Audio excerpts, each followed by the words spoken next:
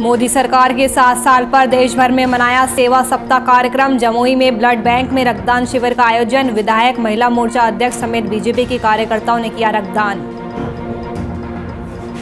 नालंदा में गेहूं खरीद को लेकर किसानों में आक्रोश। आरजेडी विधायक राकेश रोशन ने सीएम को लिखा खत, गेहूं खरीद में लापरवाही का लगाया आरोप। नालंदा में लोगों ने टीका लगवाने से किया इनकार। टीका एक्सप्रेस को लेकर लोगों में खौफ, स्वास्थ्य विभाग पर लगा रहे गंभीर आरोप।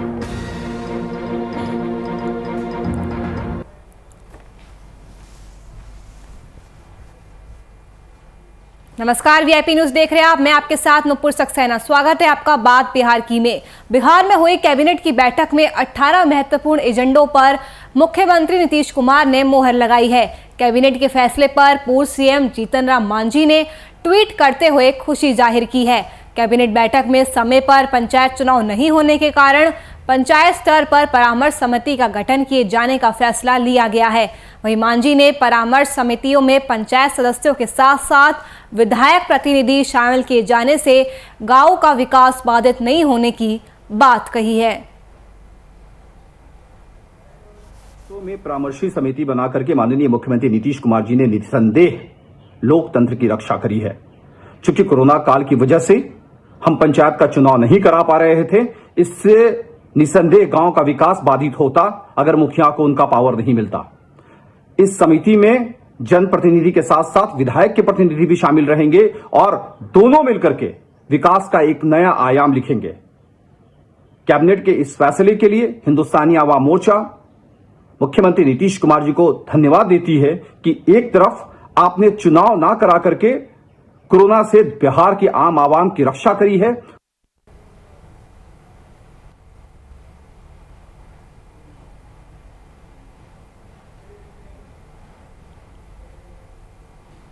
पूर्व सांसद पप्पू यादव की जमानत पर सुनवाई पूरी हो गई। मामले में सेशन कोर्ट ने सुनवाई के बाद फैसला सुरक्षित रख लिया और पप्पू यादव की जमानत रद्द कर दी।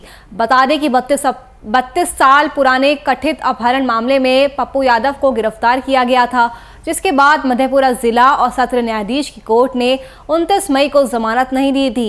इससे पहले भी उनकी जमानत याचिका ट्रायल कोर्ट से खारिज हो गई थी, जिसके बाद 29 मई को जिला और सत्र न्यायाधीश रमेश चंद्र मालवीय की अदालत ने वर्चुअल माध्यम से जमानत याचिका पर सुनवाई की थी।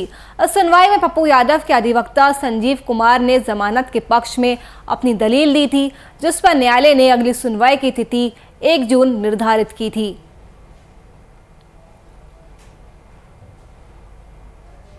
वो है प्रमोद है, वो कंप्लीट रूप से बैठ नहीं पाया, वो किडनी में तो ये है। उसके बाद एक कंप्लीट रूप से 24 घंटे अटेंडेंस चाहिए। तो अटेंडेंट हमारा रहा है। अटेंडेंट कैसे है? कौन है? कपड़ा मेरा दवाई चीज़ों कौन उसकी भी चिंता मत करिए। प्रमोद दीजिए ना, सब हम इंतजाम कर रहे थे। प्रमोद का इंतजाम कीजिएगा।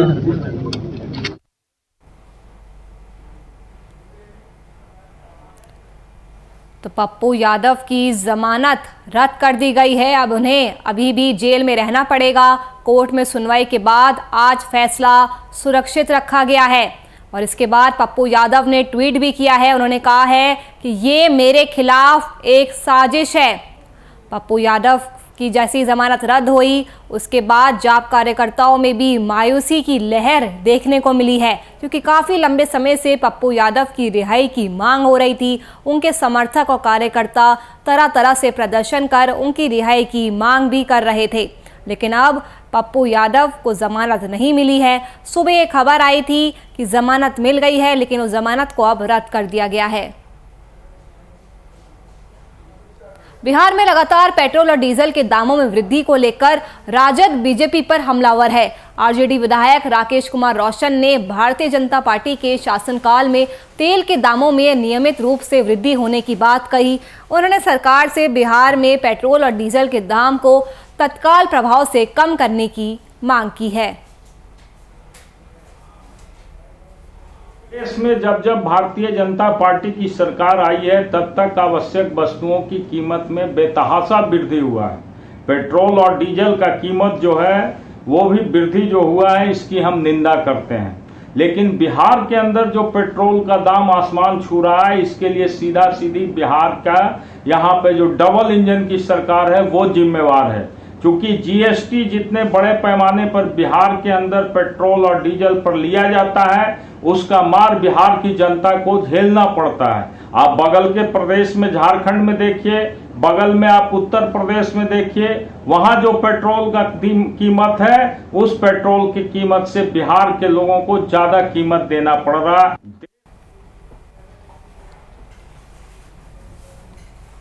बिहार सरकार द्वारा साल 2021 में गेहूं खरीदी का लक्ष्य 7 लाख मैट्रिक टन को निर्धारित किया गया है।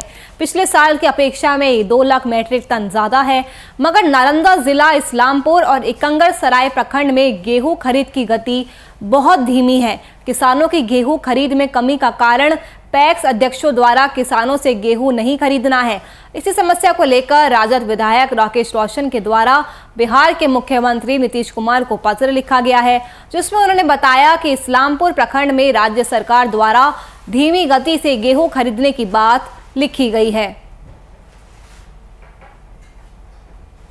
हुआ है किसान जब पैक्स में जा रहे हैं गेहूं बेचने के लिए तो वहाँ पे जो पैक्स के अध्यक्ष हैं उन लोग कह रहे हैं कि हमारा गोदाम जो है पहले से धान से भरा हुआ है, इसलिए जब तक ये धान राइस मिल तक नहीं जाएगा तब तक हम आपका गेहूं नहीं ले सकते। आज हम 1 तारीख को आपसे मुखातिब हो रहे हैं, मात्र 14 दिन बाकी है। अभी तक सरकार ने धान को मिल तक ले जाकर के मिलरों के पास पहुंचाने की कोई व्यवस्था नहीं की है। तो जब कोई व्यवस्था नहीं हुआ है तो उसके बाद किस तरह से बिहार के किसानों का गेहूं खरीद होगा, ये समझ के परे की बात है। केंद्र सरकार के 7 साल पूरे होने पर बीजेपी के द्वारा सेवा सप्ताह कार्यक्रम चलाया जा रहा है। आपको बता दें कि जमुई के ब्लड बैंक में रक्तदान शिविर का आयोजन किया गया जमुई, और इसमें बीजेपी के तमाम कार्यकर्ताओं ने भी अपना अपना रक्तदान किया।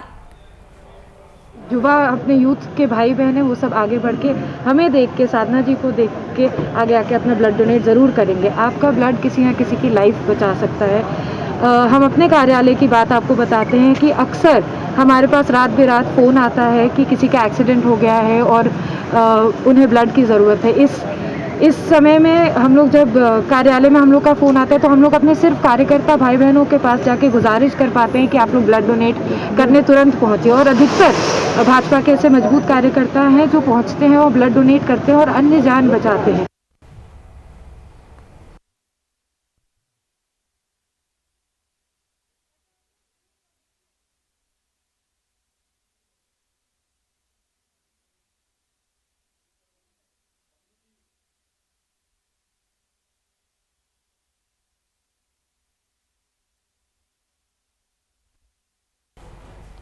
वहीं देश भर में 1 जून को डॉक्टरों ने काला दिवस के रूप में मनाने का फैसला लिया। योग गुरु बाबा रामदेव के दिए बयान के बाद अब बिहार के चिकित्सकों ने भी बाबा रामदेव के खिलाफ मोर्चा खोलते हुए पटना के पीएमसीएच अस्पताल के डॉक्टरों ने काला बिल्ला लगाकर विरोध जताया है। बताते चले कि आधुनिक चिकित्सा पद्धति के खिलाफ बाबा रामदेव का वक्तव्य और कोरोना शहीदों के अपमान के विरोध में संपूर्ण देश के साथ बिहार में भी डॉक्टरों ने काला दिवस मनाया। उस दौरान एनएमसीएच, पीएमसीएच सहित प्रदेश भर के सरकारी अस्पतालों के डॉक्टरों ने काला बिल्ला लगाकर काम किया और योग गुरु बाबा रामदेव के खिलाफ विरोध जताया। वहीं आईएमए के प्रदेश अध्यक्ष अजय ने बाबा रामदेव को तत्काल गिरफ्तार कर जेल भेजने की मांग की है। पूरे देश में आज नेशनल आईएमए के आह्वान पर डॉक्टरों द्वारा काला बिल्ला लगाकर काम करने का एक जो आंदोलन हुआ है आज या हो रहा है वो 100% सक्सेसफुल है। बिहार में भी 100% सक्सेसफुल है। सारे डॉक्टरों ने स्वतः स्फूर्त रूप से ये ऐसा काम किया है। ये साबित करता है कि चिकित्सक समुदाय में रामदेव के खिलाफ कितना आक्रोश और कितना दुखी हैं हम लोग। जो हम लोग एलोपैथी मॉडर्न मेडिसिन का प्रैक्टिस कर रहे हैं, जो भी एलोपैथी डॉक्टर्स हैं, कोरोना पेंडेमिक में काफ़ी आगे बढ़कर हम लोगों ने लोगों की जान बचाई है। और हमारे कितने भाई बहन हैं जो डॉक्टर्स हैं, कई लोग शहीद हो गए हैं इस डिजीज़ से दूसरे को बचाने के दौरान। तो सबसे पहले तो हम गवर्नमेंट से मांग करते हैं कि जो भी डॉक्टर शहीद हुए हैं उन्हें शहीद का दर्जा मिले प्रॉपर। रामदेव झोला छाप, शहीद डॉक्टर का अपमान, शहीद डॉक्टर का अपमान। भागलपुर और मुंगेर मंडल की जेलों के लिए मुंगेर मंडल कारा को क्वारंटीन सेंटर बनाया गया है। बता दें कि कुछ दिन पहले 6 बंदियों को जमुई जेल से मुंगेर जेल भेजा गया था और मुंगेर जेल में इन बंदियों का RT-PCR जांच किए जाने पर वे सभी पॉजिटिव पाए गए हैं। हालांकि किसी भी कैदी में कोरोना का कोई लक्षण नहीं पाया गया। फिलहाल सारे बंदी अंडर ऑब्जर्वेशन में हैं।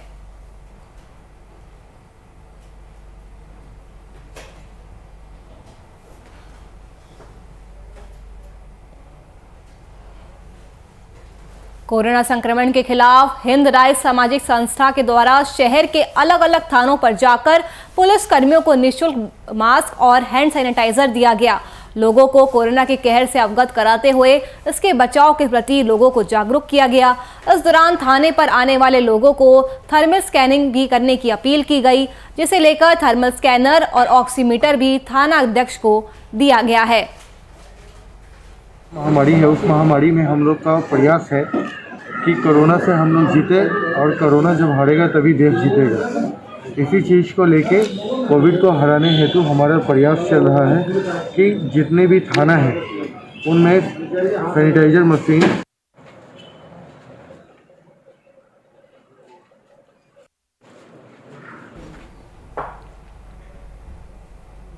वहीं कोरोना वैक्सीन को लेकर अभी भी लोगों के जहन में डर है। अभी भी नालंदा के कई गांवों में कोरोना वैक्सीन लेने से लोग मना कर रहे हैं। स्वास्थ्य विभाग लोगों को जागरूक करने के बजाय दिग्न भ्रमित किया जा रहा है। इसका जीता जागता नमूना है टीका एक्सप्रेस। टीका एक्सप्रेस में जो पोस्टर लगाए गए हैं उससे भी लोग भ्रमित हो रहे हैं। पोस्टर में कोविशील्ड का दूसरा डोज 12 से 16 सप्ताह के बीच लेने की बात लिखी है।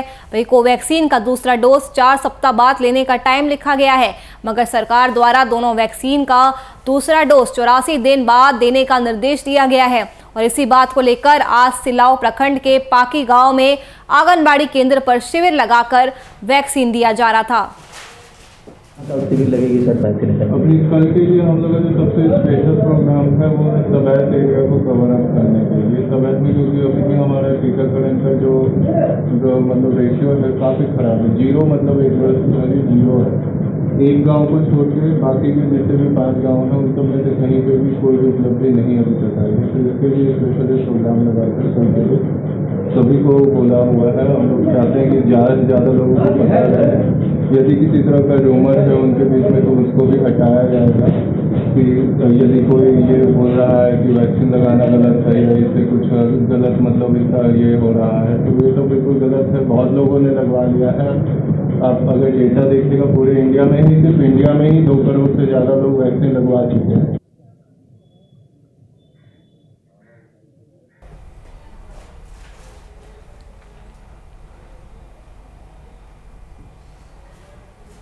समस्तीपुर में रोजदा नगर परिषद कार्यालय में सफाई कर्मियों का हंगामा देखने को मिला। दरअसल लंबे समय से वेतन भुगतान नहीं होने के कारण सभी सफाई कर्मियों ने पूर्व में ही आवेदन के जरिए अधिकारियों को सूचित किया था, पर इस ओर अधिकारियों ने कोई ध्यान नहीं दिया, जिसके बाद सफाई कर्मी हड़ताल पर चले गए।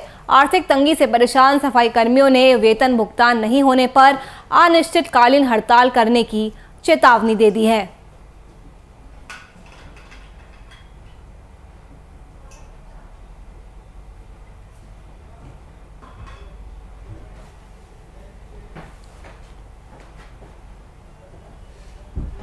सदर अस्पताल में कुव्यवस्था की बात हमेशा सामने आती रहती है, पर अस्पताल प्रबंधन की तरफ से कोई ध्यान नहीं दिया जाता है और ऐसे ही अवस्थाओं के बीच मुंगेर सदर अस्पताल संचालित हो रहा है। अस्पताल परिसर से लेकर वार्डों तक में आवारा और बीमार कुत्ते घूमते रहते हैं। कभी मरीज के बेड के नीचे तो कभी परिचारिका कक्ष के कोने में कुत्ता सोया पाया जाता है, लेकिन इसे भगाने की कोई कोशिश नहीं की जाती, जिसके कारण मरीज और उनके परिजनों को कुत्ता काटने का डर बना रहता है। अस्पताल से जुड़ी सभी अवस्थाओं से CS को अवगत कराया गया है, जिसको दूर करने में प्रबंधन लगी हुई है और जल्द ही हॉस्पिटल में एनिमल कैचर लगवाया जाएगा। हम लोग देखते हैं इसमें जो एनिमल कैचअप का वो लगाया जाता है गेट पर, उसको लगाने का हम लोग प्रस्ताव देते हैं और कैसे उसको रोक पाते हैं उस पर भी विचार करते हैं। तो इससे पहले भी ये थे, लेकिन अब तो कुछ हुआ नहीं सर इसमें। तो हम तो अब इधर आइवे किए हैं, उस पर देखते हैं हम क्या कर सकते हैं।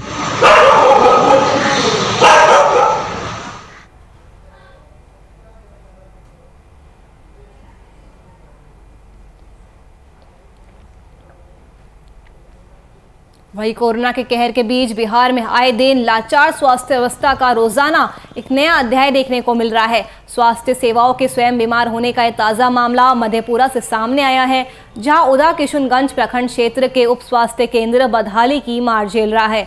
रख रखाव के साथ साथ डॉक्टर और स्वास्थ्य कर्मियों के अभाव में अस्पताल जर्जर भवन में तब्दील हो गया है। सिर्फ इतना ही नहीं, लवारिस पड़े इस भवन में स्थानीय लोगों ने मछली बेचने का जुगाड़ बना लिया है। खाना पूर्ति के लिए एक ANM की नियुक्ति की गई, लेकिन दवाओं के अभाव में वो व्यवस्था भी बेकार है।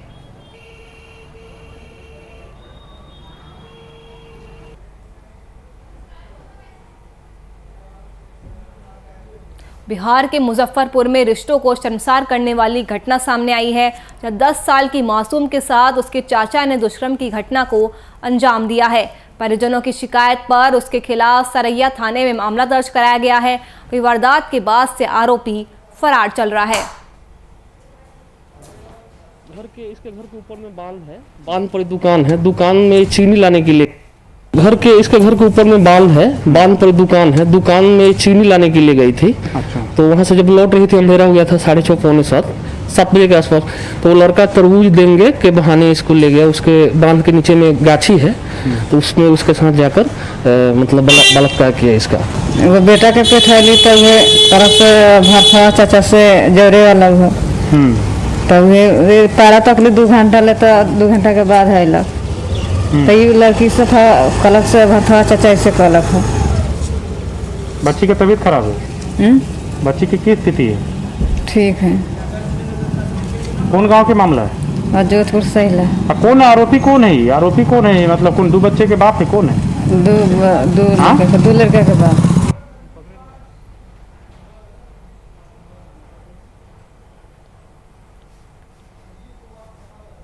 इसी खबर पर ज़्यादा जानकारी के लिए हमारे संवाददाता संजीव कुमार हमारे साथ जुड़ चुके हैं। संजीव, रिश्तों को कलंकित करने वाली घटना सामने आई है, जब 10 साल की मासूम के साथ उसके ही चाचा ने दुष्कर्म जैसी घटना को अंजाम दिया। क्या जानकारी है? देखिए, जिस तरीका से रिश्ते को कलंकित किया गया है, एक चाचा जो बगल के रहने वाले चाचा हैं, वो उन्होंने उसके दुकान पर बच्ची गई थी और बच्ची को बहला फुसलाकर तरबूज देने का लालच लेकर और एक सुनसान जगह पर ले गया और ले जाकर उसके साथ दुष्कर्म किया। फिर बच्ची ने आकर आप बीती अपने परिजनों को बताई। जब परिजन उसके दुकान पर गए तो आरोपी जो है दुकान छोड़कर फरार हो चुका था। उसके बाद उसके परिजन ने सरैया थाना में जाकर FIR दर्ज कराई है। वही पुलिस जो है बच्ची को मेडिकल जांच के लिए सदर अस्पताल में ये भेजा है और बच्ची की अभी मेडिकल जांच नहीं हुई है, इलाज हो रहा है। कल उसका मेडिकल जांच। बच्ची की हालत अभी कैसे बनी हुई है?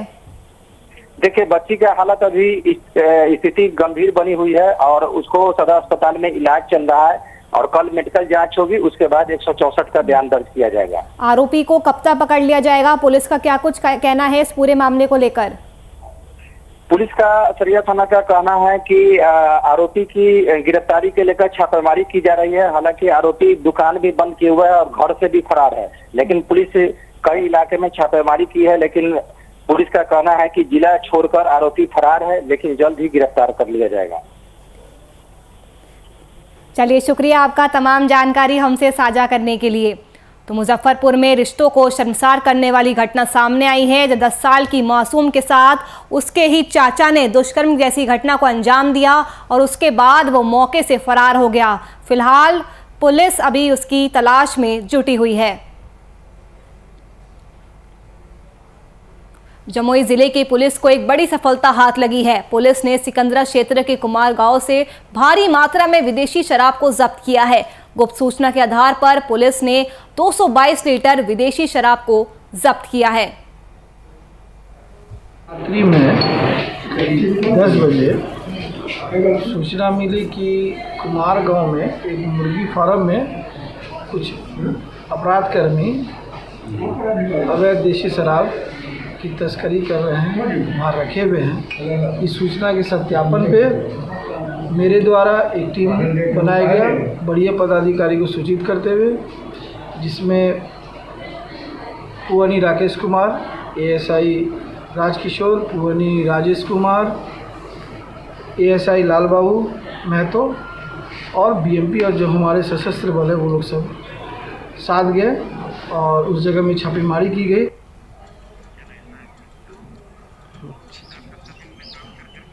वही अपराधियों का तांडव इस कोरोना काल में भी लगाए गए लॉकडाउन में भी जारी है। बिहार की राजधानी पटना की बात करें तो वहां एक बार फिर बेखौफ अपराधियों ने दिन दहाड़े लूट की घटना को अंजाम दिया। ये मामला बहादुरपुर थाना इलाके के रामकृष्ण कॉलोनी का है, जहां नकाबपोश अपराधी हथियार के बल पर उन्होंने पूरे परिवार को बंधक बनाया और घर में रखे सोने के जेवरात और लाखों रुपए लूट कर फरार हो गए। वही घटना की सूचना परिजनों ने पुलिस को दी, जिसके बाद पुलिस मौके पर पहुंची और पुलिस ने 2 मोटरसाइकिल को जब्त किया है और आगे की कार्रवाई में जुट गई है।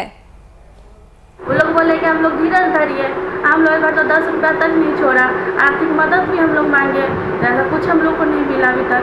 छोटा छोटा बच्चा है, न दूध सब्जी न दवाई, कुछ भी नहीं मिला है। 4 की संख्या में आए थे ये लोग, कुंडी खटकाए और बोले कि अब उसके बाद कुंडी खटकाने वाले में कुंडी खोला, कुंडी जैसे खोलते उन्होंने धक्का मारा, धक्का मारते मैं नीचे गिरा और सीधा लेकर रिवॉल्वर तान दिया। उन्होंने तान दिया, तानने के बाद मम्मी नहा रही थी, वाइफ और बच्चे अंदर रूम में थे, 2 अंदर घुसे, बच्चे पर चाकू लगा दिया, छोटे छोटे बच्चे हैं, उन पर चाकू लगाया और चाकू लगाने के बाद उन्होंने मम्मी पे चाकू लगाया और पिस्टल मेरे पर तान रखा था। उसके बाद इन लोगों ने बोला कि हम बच्चे को मार देंगे, यह गोदरेज का चाबी दीजिए। किस्मत खोलने में जी घर में बहुत तेज लूटपाट की घटना घटी है, प्रयास दर्ज किया गया है, हमारी की जा रही है। क्या अनुसंधान में अभी तक कहाँ तक पहुँचे, क्या मन लगता है आपको? अनुसंधान जारी है, कल की घटना है, विधायक हुआ है।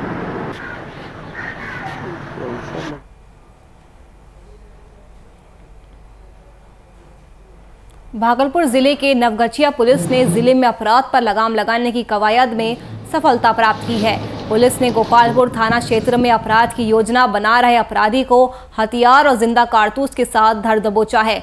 जानकारी के अनुसार गिरफ्तार अपराधी की मार्च के महीने में रंगरा थाना क्षेत्र में हुए लूट के मामले में संलिप्तता की बात सामने आई थी। 26/3/21 को मुरली मधुरोनी के बीच में एक SBI स्टाफ का लैपटॉप और कुछ पैसा मोबाइल लूट लिया गया। उसी समय टीम का गठन किया गया था SDPO के नेतृत्व में।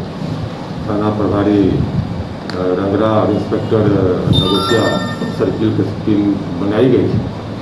उसमें 2 गिरफ्तारी भी हुई थी। उसके निशानदेही पे एक रोहित रंजन घर से लैपटॉप भी मिला था जो लूटी मोबाइल थी।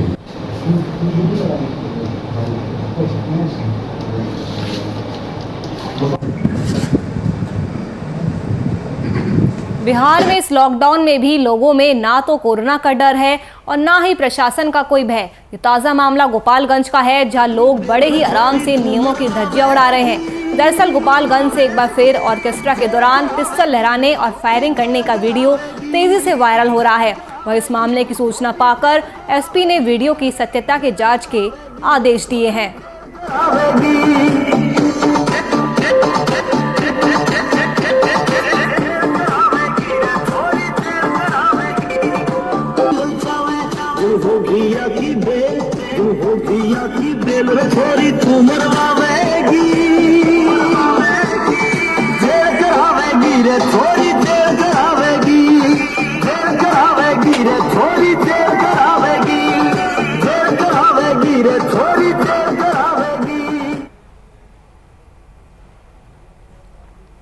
कैमूर के भभुआ में एकता चौक पर भभुआ पुलिस लॉकडाउन का पालन कराना उसे महंगा पड़ गया। दरअसल पुलिस ने किन्नरों से भरी गाड़ी को रोककर सभी को गाड़ी से नीचे उतार दिया और वापस जाने की बात करने लगी, जिसके बाद किन्नर भड़क गए और पुलिस वालों को खूब खरी खोटी सुनाई। इतना ही नहीं, इसके बाद किन्नर सड़क पर प्रदर्शन करने लगे, जिसके बाद हंगामे को बढ़ता देख किन्नरों को जाने के लिए छोड़ दिया गया।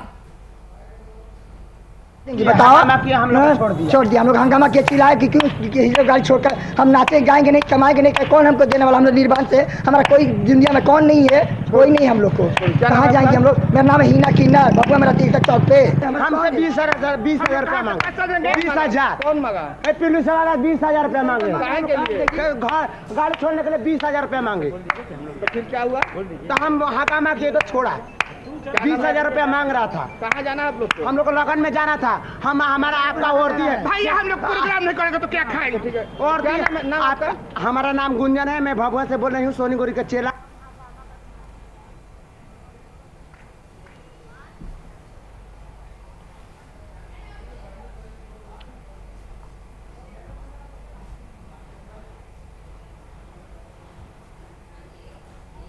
चलिए फिलहाल के लिए इस बुलेटिन में मेरे साथ इतना ही। देश और दुनिया की तमाम खबरों के लिए आप देखते रहिए VIP न्यूज़। नमस्कार।